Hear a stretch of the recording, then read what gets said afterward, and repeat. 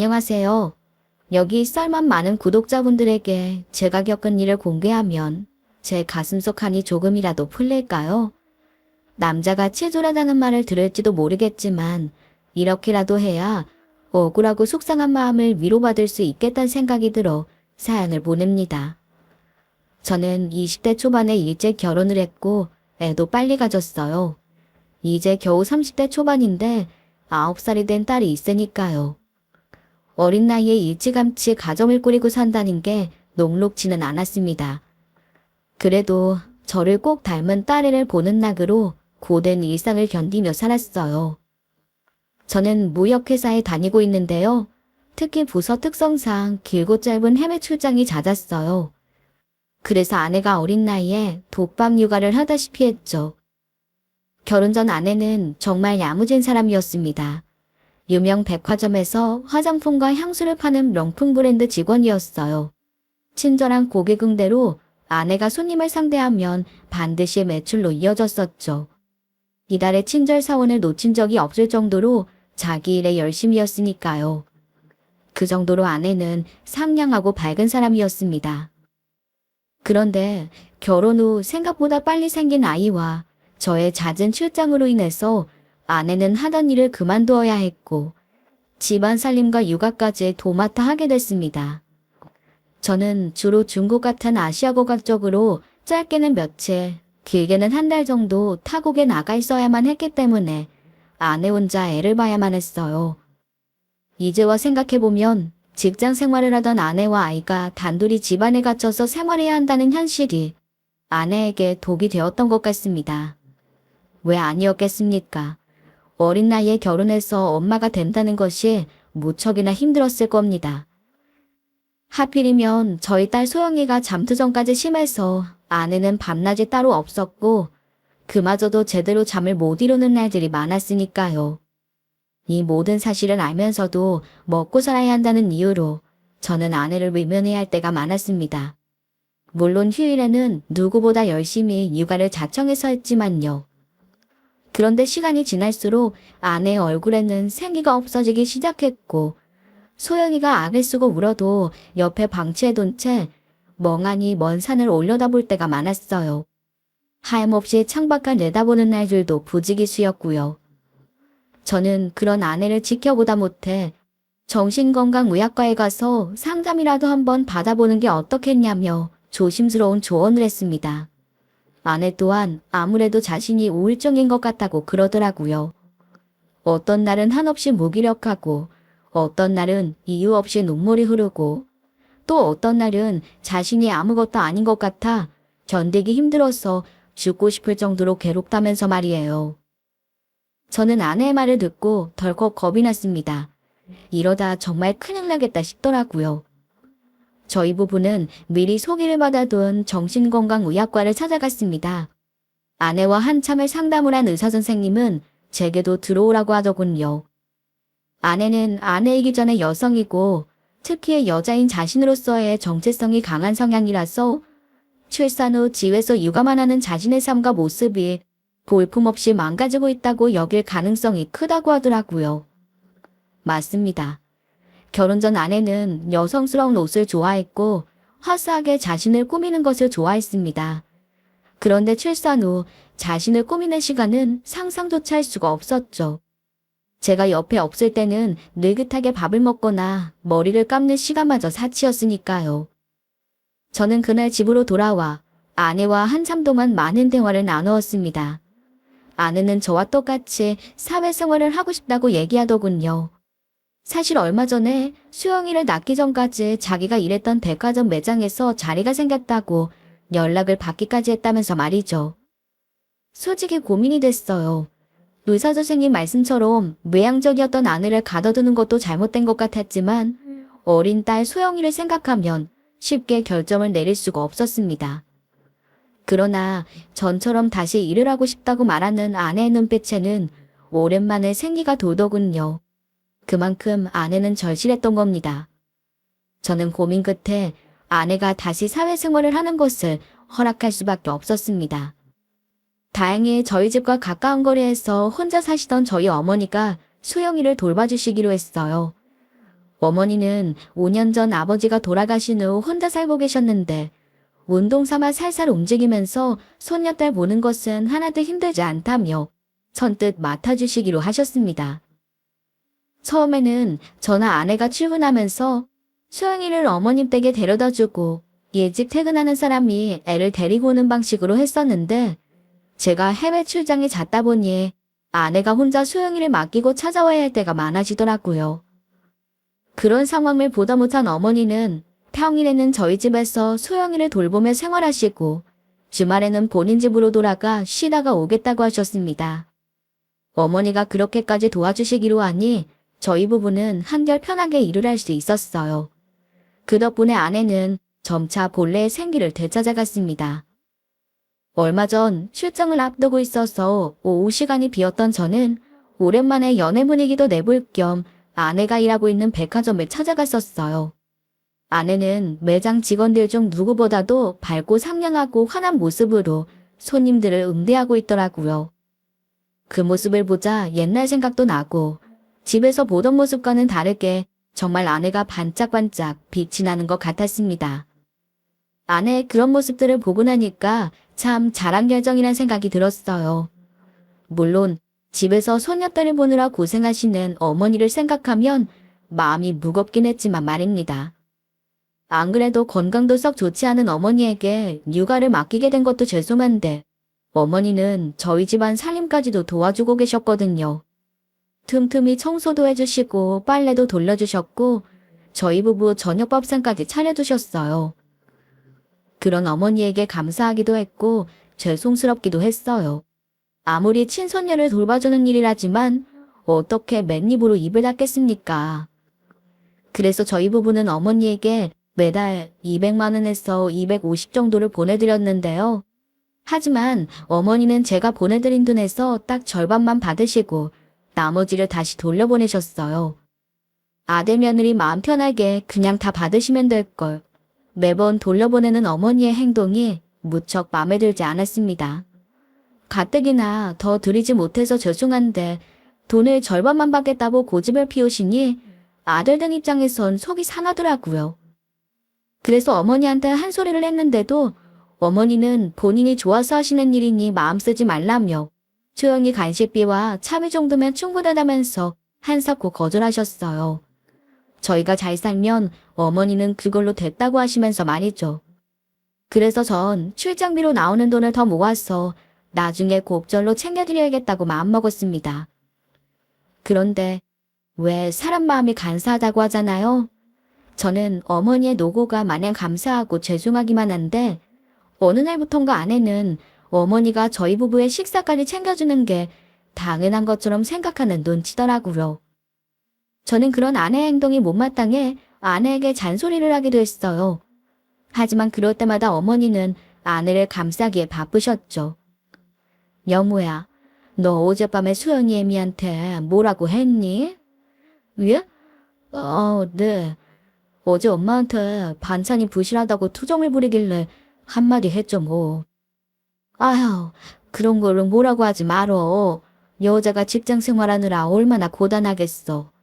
남자가 사소한 걸로 일일이 트집 잡으면 여자가 얼마나 스트레스 받는지 알아? 알았어. 심하게 싸운 건 아니에요. 어머니가 하도 그러지 말라고 하시니까 저도 웬만한 건 그냥 넘어가곤 했습니다. 그러던 어느 날이었습니다. 그날은 제가 일주일간의 중국 출장을 마치고 집으로 돌아온 날이었어요. 그런데 현관 앞에서부터 큰 소리가 들리더라고요. 어머니, 수영이 간식 많이 주지 말라고 했잖아요. 요즘 애들이 외모에 얼마나 민감한데 어머니는 소영이가 뚱뚱해지면 좋으시겠어요? 건강에도 문제 생기고 말이에요. 그리고 수영이 빨간 원피스는 비싼 거라고 세탁하지 말고 따로 빼놔달라고 부탁드렸는데 왜 자꾸 세탁기에 빠는 거예요? 제가 큰맘 먹고 장만한 비싼 옷이라고요. 아유, 소은아, 수영이 놀랜다. 목소리 좀 낮추고 얘기하면 안 되겠니? 네가 애한테 먹을 것을 잘 안 먹이니까 애가 또래보다 작은 건 안 보여? 나중에 다 키로 가니까 살찔 걱정은 하지 말어라. 그리고 살 좀 찌면 어떠니? 포동포동해지면 귀엽기만 할 텐데. 아유, 그리고 넌 평소에는 관심도 없더니만 오늘따라 참 유난이구나. 내가 아무렴 우리 손녀 건강도 생각 안 하고 아무거나 막 먹이겠어? 그리고 빨래도 그렇다. 여태까지 그 빨간 원피스 수십 번도 더 세탁기에 돌렸는데 멀쩡하지 않니? 아, 몰라요.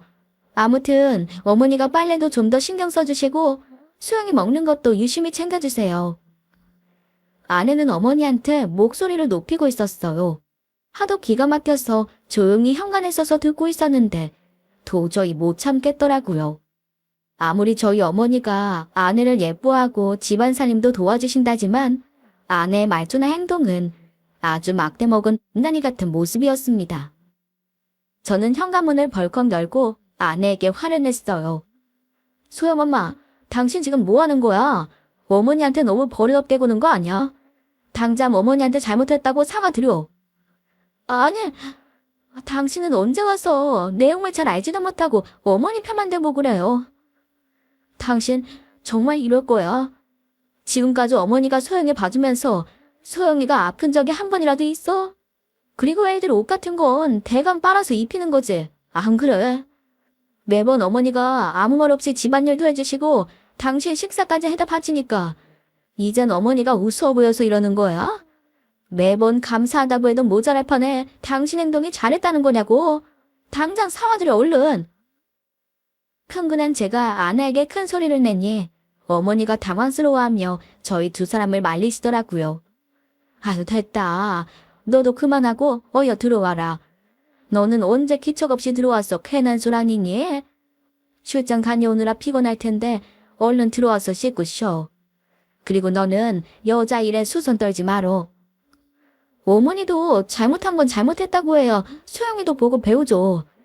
어머니가 항상 저 사람을 감싸주기만 하니까 더 저러는 거라고요. 제가 며칠 짐을 비우고 나서 마주한 상황이라서 그런지 저한테는 아내의 예의 없는 행동에 더욱 예민하게 받아들여졌습니다. 아내가 제가 없는 동안 어머니한테 더 함부로 하는 것 같아서 말이에요. 제가 예민하게 받아들인 걱정은 기우가 아니었습니다. 그날을 시작으로 집안에서 큰 소리가 나는 날들이 더욱 많아졌어요. 그럴 때마다 하루 종일 집에서 소영이를 보느라 고생하신 어머니 걱정에 저는 아내에게 더 화를 냈고 어머니는 늘 아내를 두둔하고 감싸주셨네요. 나중에는 어머니가 아내를 너무 감싸기만 하니까 오히려 화만 내는 제가 미성숙한 것처럼 느껴졌어요. 그래서 저도 언젠가부터 생각이 좀 바뀌더라고요. 아내가 매일 그러는 것도 아니고 때론 어머니한테 막내딸처럼 살갑게 굴기도 했어요. 그래서 저는 아내가 가끔 어머니에게 함부로 하는 행동이 어머니한테 투정을 부리는 거라고 좋게 생각하고 이해하기로 했습니다. 아내가 정말 나쁜 사람은 아니었거든요. 그렇게 저희 두 사람은 각자의 일에 충실하며 단란한 가정을 꾸려가고 있었습니다. 그리고 어느새 제 딸 소영이는 9살이 되었어요. 아이가 크는 모습은 눈에다 담아도 모자랄 정도로 참 빠른 것 같았죠. 이제 자기도 다 컸다고 저랑도 대화가 잘 통하고 딸과 함께 제잘제잘 수다를 떨며 시간을 보내면 어떻게 시간이 가는지도 모를 정도였어요. 그런데 저에게 벼랑간 필리핀으로 반년 동안 장기 출장을 가야 할 일이 생겼습니다. 회사에서 추진하는 중요한 프로젝트의 책임자로 가게 된 것이었죠. 본래 출장은 자주 있는 일이었지만 반년이라는 긴 시간은 처음이었어요. 오랫동안 가족을 떠나 타지 생활을 해야 한다는 것이 제겐 무척이나 부담이었습니다. 저는 대신 아내와 소영이가 저와 같이 필리핀으로 함께 가길 바랬어요. 그러나 아내는 다시 시작한 일을 그만둘 수는 없다며 단번에 거절하더라고요. 혹시나 싶은 마음에 물어본 건데 매몰차게 거절하니까 섭섭하더라고요. 별 수 없이 저는 혼자서 필리핀 출장을 떠날 수밖에 없었죠. 필리핀에서 머무는 동안에도 가족과 연락을 하고 안부를 묻는 일은 절대 게을리하지 않았습니다. 그런데 종종 아내와 연락이 잘 닿지 않는 날이 많았고 회식이며 연수회 교육 등 아내가 집을 비우는 날이 점차 늘어나더라고요. 저는 타국에 있어서 저희 집 살림을 맡아주는 어머니를 도울 수 있는 사정도 아닌데 자주 늦고 집을 비우는 날이 많은 아내 때문에 쉬지 못하는 어머니가 걱정되더라고요. 늘 괜찮다고 걱정 말고 일이나 잘 마치고 건강하게 돌아오라는 어머니였지만 자식이 나이 드신 어머니를 걱정하지 않을 수는 없는 일이었습니다. 그런데 제가 어머니를 걱정하고 있다는 사실을 눈치챘는지 아내가 모처럼 만에 제게 연락을 해왔습니다. 아내는 백화점 화장품 매장에서 승진할 것 같다며 그래서 요즘 일이 많아졌다고 말했어요. 그리고 승진만 하면 다시 한가해질 거라면서 저를 안심시키더라고요. 의욕이 찬 목소리로 말하는 아내를 탓할 수가 없었습니다. 그리고 저도 아내가 승진을 한다는 소식이 기쁘기도 했거든요. 그래서 어머니한테 조금만 신경 써달라는 말로 섭섭한 마음을 대신했죠. 그렇게 시간이 흘렀고 어느덧 제 출장도 막바지에 접어들고 있었습니다. 여느 때처럼 한참 일을 하고 있었는데 딸아이에게서 문자가 한 통 오는 게 아니겠어요? 그리고 그 문자의 충격적인 내용은 이랬습니다. 아빠, 절대 엄마 믿지 마세요. 엄마는 우릴 속였어요. 저는 앞뒤 내용이 다 빠진 딸의 문자를 보곤 어리둥절해했어요. 갑자기 엄마를 믿지 말라니. 그리고 아내가 뭘 속였다는 건지 무슨 말인지 도무지 알아먹을 수가 없었습니다. 그래서 전 딸에게 바로 전화를 걸어 문자가 무슨 내용인지 물었어요. 그런데 딸아이는 울먹이는 목소리로 엄마가 우릴 속였다면서 계속 울먹거리기만 했습니다. 감정을 주체하지 못하고 있는 딸애를 계속 추궁할 수는 없었어요. 그래서 저는 정해진 귀국 날짜보다 며칠 더 앞당겨서 한국으로 돌아갔습니다. 때마침 수영이의 생일도 있었기 때문입니다. 저는 가족들을 깜짝 놀래켜줄 마음으로 귀국일을 앞당긴 것을 가족들에게 알리지 않았어요. 그렇게 일찍 출장을 마치고 집으로 돌아와 현관문을 열자 어머니가 깜짝 놀라선 격하게 반기시더라고요. 그런데 제 기대와는 다르게 수영이가 쭈뼛쭈뼛하는 게 뭔가 이상하더군요. 평소였다면 아빠 하며 달려와 제품에 폭 하고 안겼을 텐데 말이죠. 저는 내심 섭섭했지만 반년이라는 시간을 떨어져 지내다 보니 어색해서 그런가 보다 하고 넘겼습니다. 그리고 딸애가 보낸 문자는 나중에 조용히 물어봐야겠다고 생각했죠. 그렇게 저녁 식사 시간이 되었고 아내의 퇴근 시간도 다 되어왔습니다. 요즘 일도 많다고 했고 제가 연락도 하고 오지 않았으니 늦어지나 보다 생각하고 아내를 기다렸어요. 그런데 아내는 11시가 될 때까지도 집으로 돌아오질 않더라고요. 저는 전화라도 해볼까 싶었지만 승진 때문에 더 열심히 일하고 있는 아내를 신경 쓰게 하고 싶지 않아서 참았습니다. 그렇게 거의 새벽 2시가 다 되어서야 현관문 여는 소리가 들리더라고요. 아내는 거실에 앉아있는 저를 보며 소스라치게 놀라는 모습이었어요. 어머, 수영 아빠, 이게 어떻게 된 거예요? 아직 귀국 날짜 남았는데 어떻게 이렇게 일찍 돌아오게 된 거예요? 당신은 내가 반년 만에 집에 돌아왔는데 반갑지는 않나 봐. 그저 내가 어떻게 이렇게 빨리 돌아왔나 그것만 궁금해? 나 정말 당신한테 섭섭해지려고 그런다. 아니, 그게 아니라 얼마 전에 통화할 때도 들어온다는 말이 없었는데 갑자기 집에 와 있으니까 내가 놀래서 그러는 거죠. 내가 우리 남편이 얼마나 그리웠는데요. 오랜만에 보는 아내의 모습과 사르르 녹을 것만 같은 애교 때문에 딸아이가 보냈던 문자에 대해서는 까맣게 잊고 말았어요. 저는 그저 아내가 일 때문에 자주 늦다 보니까 딸애가 서운해서 괜한 투정을 부린 거라 생각하고 대수롭지 않게 넘겼습니다. 하지만 아무리 어린애의 문자였어도 무심코 넘길 일이 아니었다는 건 나중에서야 깨닫게 되었죠. 출장에서 돌아온 다음 날이었어요. 저는 긴 출장으로 여독이 남아있기도 해서 이틀이라는 월차를 내고 집에서 쉬기로 결정했습니다. 오랫동안 떨어져 지냈다고 저를 어색해하던 딸아이도 내심 신경이 쓰이기도 했고 때마침 그날이 딸아이의 생일이기도 했기 때문이었어요. 저는 딸의 학교 시간에 맞춰 딸애를 마중 나갔어요. 책가방을 메고 하교하는 딸아이의 모습을 보니 못 본 사이 또 많이 컸단 생각이 들더라고요. 소영아, 아빠, 오늘 아빠가 왔네? 절 보고 어색해하는 딸아이 모습에 저도 덩달아 어색해지더군요. 요즘 애들이 빠르다고 하더니만 벌써 사춘기가 왔나 하는 생각도 들고 말이에요. 소영아, 아빠가 오늘 소영이 생일이라 월차냈는데 우리 오랜만에 같이 놀이동산 가서 소영이 좋아하는 거 실컷 타고 올까? 그래, 좋아. 그럼 아빠가 오랜만에 우리 소영이 좀 안아볼까? 두 팔을 벌린 제게 소영이는 쭈빼 때문에 망설이더니 마지못해 안기더군요. 그 모습도 좀 섭섭하게 느껴졌지만 시간이 좀 지나면 괜찮아질 거라고 생각했어요. 그렇게 아이의 생일날, 저는 딸아이와 함께 놀이공원으로 향했습니다. 소영이는 놀이공원에 가는 길 내내 아무 말이 없었고 평소였으면 놀이공원에서 머리띠며 인형이며 한가득 사달라고 졸랐을 텐데 그날은 때 한 번 부리지 않고 얌전했습니다. 오히려 제가 사주겠다고 사정을 할 정도였네요. 그러다 보니 점점 서운한 마음이 커지더군요. 그래도 놀이공원이 사람도 많고 신나는 분위기다 보니 딸과의 어색한 분위기는 금세 풀어졌습니다. 저희 부녀는 즐거운 추억을 만들고 집으로 돌아갈 수 있었죠. 집으로 돌아가는 길에도 오늘은 아이 생일날이니 진지한 이야기는 나중으로 미루기로 마음먹었네요. 그렇게 집에 도착하니 소녀딸 생일이라고 어머니가 한상 가득 생일상을 차려주셨더라고요. 마침 아내 퇴근 시간도 다 되었고 해서 미리 식탁에 둘러앉아 아내를 기다리고 있었어요. 그런데 아내는 퇴근 시간이 넘었는데도 집에 돌아오질 않았습니다.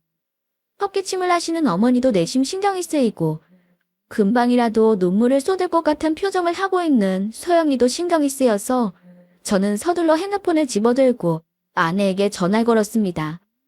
한참이나 신호음이 울린 후에야 아내의 목소리를 겨우 들을 수 있었어요. 아내는 전화를 받자마자 오늘도 일이 많아서 늦어질 것 같다며 전화를 끊어야겠다고 하더라고요. 마치 아이의 생일은 까맣게 잊은 사람처럼 말이에요. 소영 엄마, 오늘 우리 소영이 생일인 거 잊었어? 애 생일인데도 일찍 못 오는 거냐고. 거기 그 백화점에는 당신 말고 일할 사람이 없어. 이건 소영이한테 정말 너무한 거잖아. 지금이라도 서둘러서 올 수는 없겠어? 내가 이번에 승진 앞두고 있다고 했잖아요. 승진은 거의 확정적이지만 이럴 때 방심하지 말고 더 열심히 해야죠. 또 하필이면 오늘 매장에서 일이 좀 생겨서 그래요. 오늘 들어오기로 한 신상품이 못 들어와서 수습하느라 정신이 없단 말이에요.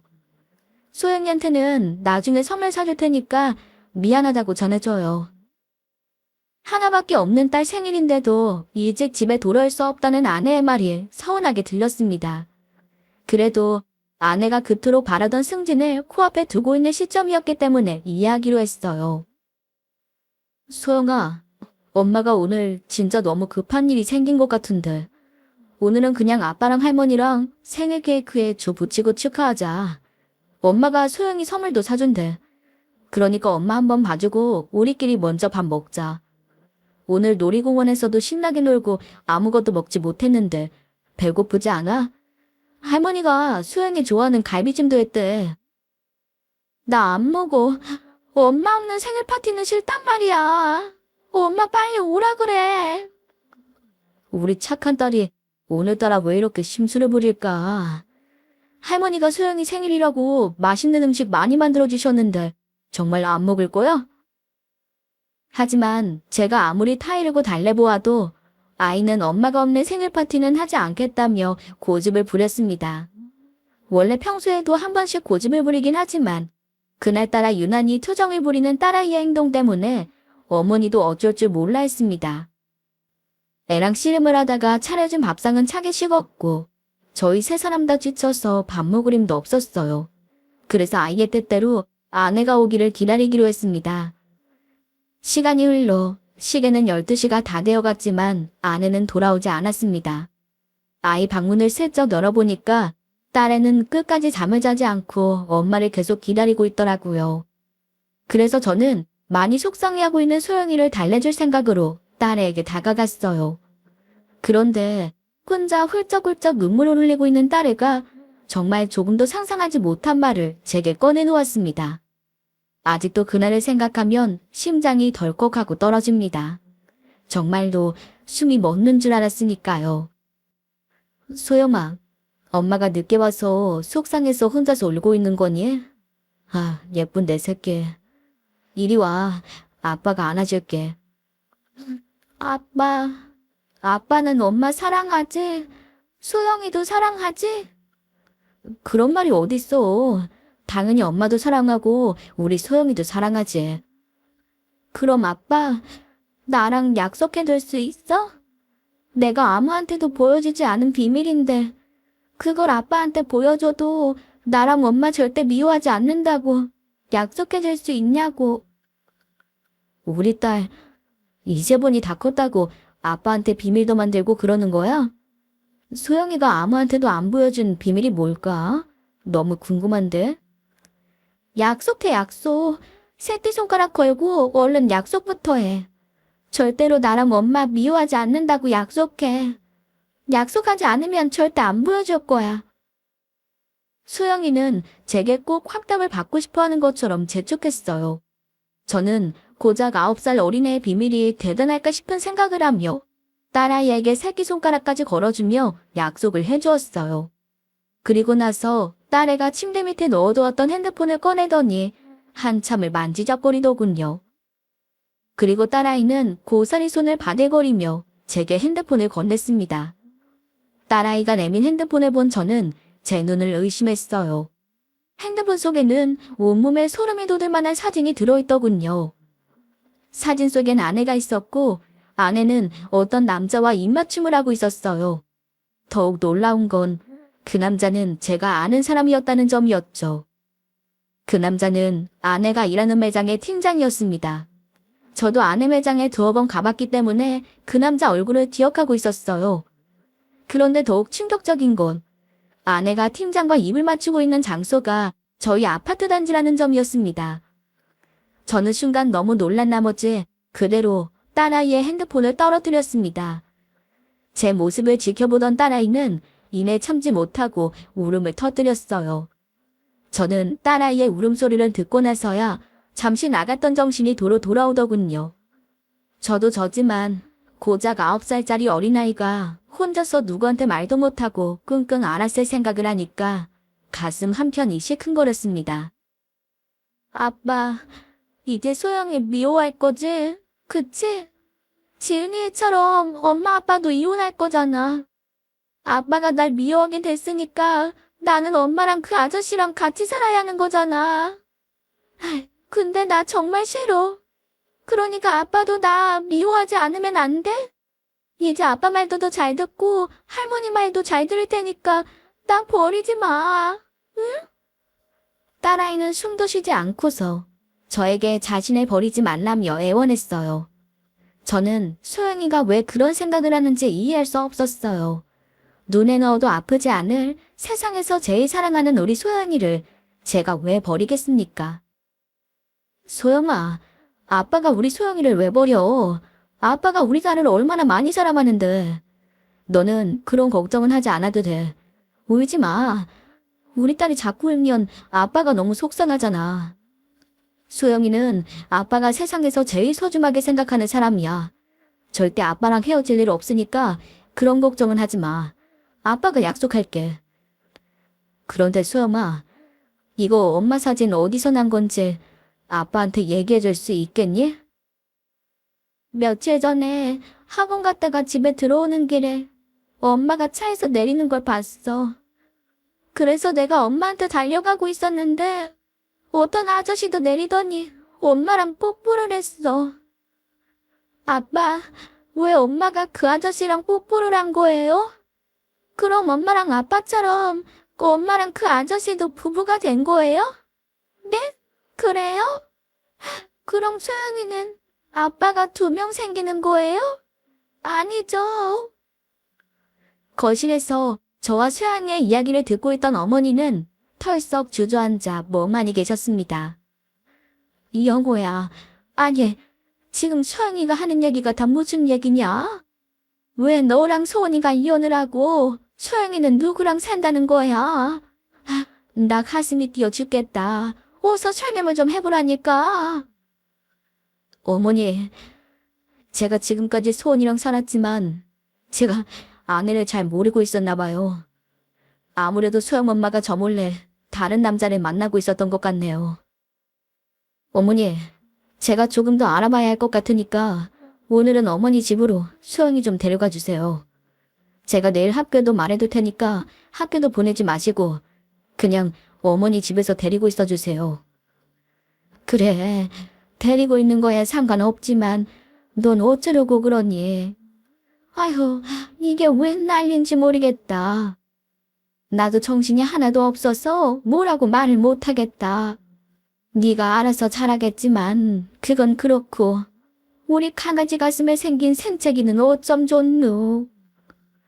어머니는 많이 놀라고 크게 상처받았을 손녀를 생각하며 눈시울을 붉히셨습니다. 그렇게 저는 소영이를 어머니 댁으로 보내고 아내가 들어오기를 기다리고 있었어요. 새벽 2시쯤 도어락 소리가 들리더군요. 아내는 잠을 자지 않고 기다리고 있는 저를 보고는 생글거리며 웃더니 제 옆으로 다가와 앉더라고요. 와, 이렇게 당신이 집에 있으니까 정말 좋다. 이게 얼마만이야. 내가 그동안 우리 남편 없어서 얼마나 쓸쓸했는지 아마 당신은 모를 거야.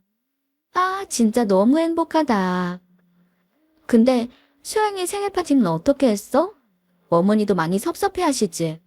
수영이한테도 너무 미안하고. 어머니한텐 죄송해서 어쩌지? 수영이는 자는 거라도 한번 봐야겠다. 방에 수영이 없어. 오늘 수영이 어머니 집에서 자기로 했어. 아, 그래? 어쩌다가 그렇게 된 거야? 그런 적은 없었는데. 그냥 오랜만에 집에 오니까 당신하고 오붓하게 시간 보내고 싶어서 어머니한테 부탁드렸어. 아, 정말? 당신이 웬일이야? 진짜 너무 감동이다. 근데 어쩌지? 나 요새 업무에 너무 치여서 정말 피곤하거든. 솔직히 지금 베개 머리 대면 바로 골아 떨어질 것 같다니까? 저는 치밀어 오르는 화를 겨우겨우 참으며 아무 일 없다는 듯 행동했어요. 마음 같아서는 도대체 그 팀장이랑 무슨 사이냐고 소리를 지르고 싶었지만 이럴수록 냉정해져야 한다고 생각했습니다. 적어도 모든 의심이 완벽하게 밝혀질 때까지는 말입니다. 당연히 제가 아내의 불륜행각을 눈치챘다는 사실을 모르는 아내는 제게 가증스럽게도 애교를 부리며 마음에도 없는 소리들을 내뱉더군요. 아직은 소영이가 가지고 있던 사진 몇 장뿐이었지만 그래도 그놈과 입맞춤을 한 사진들을 떠올리니까 구역질이 나오고 역겨워서 참을 수가 없었어요. 그러나 그 사진으로는 충분하지 않았어요. 아내가 만약 술에 취한 팀장이 억지로 그랬다고 우기면 밝힐 방법이 없었으니까요. 그래서 아내의 뻔뻔한 모습에도 그저 모르는 척 참을 수밖에 없었습니다. 평소 아내를 철석같이 믿고 신뢰했던 제 자신에게 정말 화가 많이 났어요. 그러고 보니 제가 출장 중에는 아내와 연락이 잘 닿지 않았었습니다. 툭하면 세미나나 행사 핑계로 집을 비우는 날도 유독 많았죠. 항상 퇴근 시간을 넘기고 나서야 집에 돌아오는 것도 이상했습니다. 그렇게 한번 의심을 하기 시작하니 아내의 모든 것이 다 거짓처럼 여겨졌네요. 저는 그날 밤 증오심을 억누르고 딴 놈 팔에 기를 쓸지도 모르는 아내의 머리를 제 팔 위에다 올려주었습니다. 아내가 이렇게 뻔뻔하고 낯이 두꺼운 여자인 줄 그제 알게 되었죠. 뜬 눈으로 밤을 지새운 저는 이튿날 회사에 월차를 내고 흥신소를 찾아갔어요. 그리고 아내의 외도 증거를 수집해달라는 의뢰를 하고 아내가 다니고 있는 백화점과 매장을 알려주었어요. 그리고 그 매장 팀장과 바람이 난 것 같다며 그놈에 대해서 조사해달라고 부탁했습니다. 그리고 2주일이라는 시간이 흘렀어요. 아내는 딸아이를 어머니 댁에 맡기고 계속 데려오지 않았는데도 아이에 대해서 묻지도 않더군요. 그런 사람이 딸아이의 엄마였다는 사실에 믿을 수가 없었습니다. 그것도 모자라서 매장에서 제품 세미나가 있다며 무려 3박 4일이나 집을 또 비워야 한다고 하더군요. 저는 그런 아내의 행태에 말문이 막혔지만 차라리 잘 됐다 싶었습니다. 또 그놈하고 붙어먹기 위한 거짓말일 테니까요. 이때 아내의 외도 증거를 완벽히 수집할 수 있을 거라고 생각했죠. 그렇게 아내는 제품 세미나를 핑계로 출장을 떠났고 그 다음날부터 흥신소 직원의 메시지가 우수수 쏟아지기 시작했습니다. 아내는 역시 그 팀장놈과 함께 단둘이 속초로 여행을 떠난 것이었어요. 아내는 그놈과 속초 앞바다에서 팔짱을 끼고 돌아다녔고 호텔로 들어가는 모습도 찍혀 있었습니다. 마치 속초가 자신들의 파라다이스인 것처럼 과한 스킨십을 하는 사진도 많았고요. 정말 가관이었습니다. 그 더러운 모습을 본 눈을 뽑아버리고 싶은 심정이었어요. 그런데 더 기가 막혔던 건 그 팀장놈 역시 가족이 있는 유부남이었다는 사실입니다. 저는 흥신소 직원한테서 그놈의 배우자 연락처까지 받아내었어요. 그리고 그놈 아내에게도 이 같은 추악한 사실들을 알렸습니다. 아내와 외도하는 사진을 그놈의 아내에게도 보내버린 거죠. 그러자 바로 연락이 오더라고요. 그 여자는 무척 흥분한 목소리로 제게 따져 물었습니다. 당신, 누군데 이런 말도 안 되는 사진들을 보내는 거예요? 이런 합성사진 보내시면 문제되는 거 알고나 계세요. 뭐예요? 제게 돈이라도 뜯겠다는 심보예요. 저 당장 경찰에 신고할 겁니다. 네, 신고하세요. 그쪽이 신고해주면 저로서는 더 좋습니다. 저는 그쪽 배우자랑 나란히 사진 찍은 그 여자 남편 되는 사람이거든요. 그쪽 남편이란 사람이 백화점 화장품 매장 팀장 되시죠? 그 옆에 여자는 같은 직장에서 일하고 있는 직원인데 두 사람이 눈이 맞아서는 바람이 났더라고요. 증거가 필요하시다면 제게 이미 차고 넘치도록 있습니다. 요즘 남편분이 매장에 일이 많다는 둥, 세미나를 가야 한다는 둥, 집에 자주 비오지 않아요? 오늘도 제품 세미나라고 며칠간 출장을 간다고 했을 거고요. 말없이 제 말을 끝까지 들은 그 여자는 분노가 가득 찬 목소리로 두 년놈들이 어디에 있는 거냐고 따져 물었습니다. 당장이라도 잡으러 갈 기세로 말입니다. 그럼 제 남편이 지금 어디에 있는지 알고 계시는 거예요? 제가 당장 가서 두 눈으로 확인하기 전까지는 저는 절대 믿지 못하겠는데요. 네, 알다 마다요. 속초에 있는 땡땡 호텔에 있을 겁니다. 몇 호실에 묵었는지는 알아내지 못했지만 그 호텔에 있는 게 분명하니까 기다리고 있으면 그 현장을 확인할 수 있을 겁니다. 좋아요. 당장 저랑 같이 가시죠. 제 남편이랑 바람피는 여자가 그쪽 아니라면서요. 같이 가서 머리채를 잡든지 확인을 하든지 하자고요. 이게 사실이라면 두 년놈들을 가만두지 않을 겁니다. 여자가 한을 품으면 한여름에도 서리가 내린다더니 이를 부득부득 깔면서 얘기하는 그놈의 아내가 오싹하기까지 하더라고요. 저는 그렇게 그놈의 아내를 태우고 부인 현장을 잡기 위해 두 사람이 있는 속초로 향했습니다. 그렇게 3시간쯤을 달려 추악한 짓이 벌어지고 있을 그 호텔에 도착했습니다. 그놈의 아내가 주차장에 가서 남편의 차부터 찾아본다고 하더군요. 아니나 다를까 그놈의 세단이 오롯이 주차되어 있었습니다. 그 여자분은 분을 참지 못하고 손까지 부들부들 떨었네요. 마음 같아선 호텔 방문을 전부 두드려서라도 찾아내고 싶었지만 현실적으로는 불가능하고 아무튼 주차된 차량이 있으니 언젠간 내려올 거라고 생각했죠. 저와 그 여자는 그놈 차 반대편에 주차를 해놓고 잠복 아닌 잠복을 하게 됐습니다. 그러다 보니 어느새 날이 맑았고 해가 중천에 뜨고 나서야 두 사람이 다정하게 팔짱을 깨고 주차한 차량 쪽으로 다가오더라고요. 그 여자는 그놈을 발견하자마자 엉덩이에 불이라도 붙은 것 마냥 쏜살같이 뛰어내렸어요. 야, 이 거지 발사기 같은 새끼야. 너는 제품 세미나를 호텔방에서 하니? 여보, 여긴 어떡해? 이래서 지 버릇해 못 준다고 했지. 나랑도 바람 펴서 상임을 차리더니 그 버릇을 못 고치고 또 바람을 피우냐? 너 이 자식 오늘 죽어봐라. 아니 여보, 그게 아니라 내 말 좀 들어봐. 자신의 아내를 발견하고 사색이 된 그놈은 뒷걸음질을 쳤지만 자기 아내에게 머리채를 잡히고 비명을 질러댔습니다. 그 모습을 보고 놀란 제 와이프는 도망치려는 듯 등을 돌렸어요. 그 순간 제가 차에서 내려 아내에게 다가갔죠. 어머, 여보. 왜? 내가 나타나서 놀랐어? 속초까지 와서 은밀한 데이트를 즐겼는데 나한테 걸릴 줄은 몰랐나 봐. 은밀한 데이트라니 그게 무슨 소리야. 이분은 우리 회사 팀장님이시잖아. 제품 세미나 때문에 속초에 온 거라니까. 좀 이상하게 생각될 수는 있는데 이거 다 오해야, 오해. 오해라고? 아, 모래사장에서 키스도 하고 포옹도 하고 한 방에서 잠도 같이 잤는데 이게 오해야?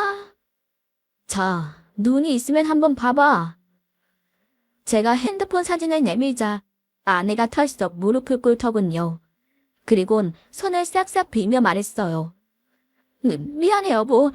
정말 이럴 생각은 아니었는데 나도 모르게 그렇게 됐어. 근데 이거 다 저놈 때문이야. 나한테 백화점 자리 마련해주겠다고 접근했고 일을 너무 하고 싶어서 몇 번 만나준 것뿐이었는데. 암튼 미안해. 내가 다신 안 그럴게. 그걸 지금 핑계라고 대는 거야? 일하고 싶어서 직장 상사는 바람을 피웠다고. 그걸 나보고 이해하라는 거야. 소영이가 당신이 저놈이랑 뽀뽀하는 걸 봤다더라. 엄마란 사람이 애한테 무슨 짓을 한 거야? 너 정말 미친 거야? 이게 내 잘못만은 아니잖아. 당신은 애만 맡겨놓고 외국만 다니고 난 답답하고 외로워서 죽을 것 같았는데 그럼 나보고 어떡하라고? 뭐라고? 그럼 네가 바람을 피운 게 내 탓이라는 거야? 너 그 더러운 입으로 함부로 말하지 마. 이제 다 끝났어. 네가 저놈이랑 붙어먹든 말든 나랑은 상관없으니까 알아서 하고 이혼 준비나 해. 네 자녀든 양육권이든 단단히 각오해야 할 거야. 여보, 정말 왜 이래? 나 소영이 엄마야. 소영이한테 하나밖에 없는 엄마라고. 그러니까 제발 한 번만 용서해줘. 아내는 제 앞에 통곡을 하며 용서를 빌었고 지 와이프한테 머리채를 잡힌 팀장놈은 호텔 주차장 곳곳을 끌려다녔습니다. 정말 난리도 이런 난리가 없었네요. 저는 그들을 남겨둔 채 서울로 올라왔어요. 모든 게 확실해진 이상 망설일 이유는 없었죠. 저는 어머니에게 아내의 바람을 모두 밝혔고 장인어른 장모님에게도 아내 외도 증거 사진을 전부 보내드렸습니다. 그리고 아내와 이혼을 하겠다는 뜻도 확실히 밝혔어요. 또한 아내 직장이 입점된 백화점 홈페이지에도 가정을 깨버린 백화점 직원들의 불륜에 대해 소상히 밝혔습니다. 나중에 들은 후문이지만 제가 올린 글 때문에 백화점에서는 화장품 매장에 불이익을 주었고 아내와 그 팀장놈은 곧장 해고가 됐다고 하더군요. 저는 긴 시간에 걸쳐 아내와 이혼 소송을 진행했고 아내와 상간남에게 거액의 위자료를 받아낼 수 있었어요. 당연히 양육권도 제가 가져왔고요. 그렇게 저의 약 10년간의 결혼 생활은 마무리가 되었지만 전 그럭저럭 괜찮았습니다. 상처가 깊긴 했지만 차라리 지금이라도 아내의 본 모습을 알게 된 게 다행이라고 생각했어요. 그러나 딸 소영이가 받을 상처가 가장 걱정이 되었죠. 저는 소영이에게 이 모든 상황들을 알아들을 수 있도록 설명했어요. 그리고 저와 할머니는 소영이를 절대 버리지 않고 끝까지 책임질 거라는 말로 안심시켜 주었습니다. 다행히 딸아이는 자신에게 닥친 현실을 이해했고 지금은 아무 문제 없이 잘 지내고 있습니다. 딸애가 원한다면 엄마와 만날 수도 있었지만 아이 스스로가 거부했어요. 이젠 자신의 마음속엔 엄마란 존재를 지울 거라고 말하더라고요. 그런 딸의 모습을 보는 게 무척 마음이 아팠지만 앞으로 우리 부녀의 행복만 생각하며 살 생각입니다. 제게 다시 인연이 찾아올지는 잘 모르겠습니다. 하지만 한 여자에게 철저하게 배신해당한 상처가 쉽게 아물지를 않네요. 이제 글을 마무리해야겠습니다. 또 다른 소식이 생기면 이 채널을 통해 여러분들에게 알려드리도록 하겠습니다. 들어주셔서 정말 감사합니다.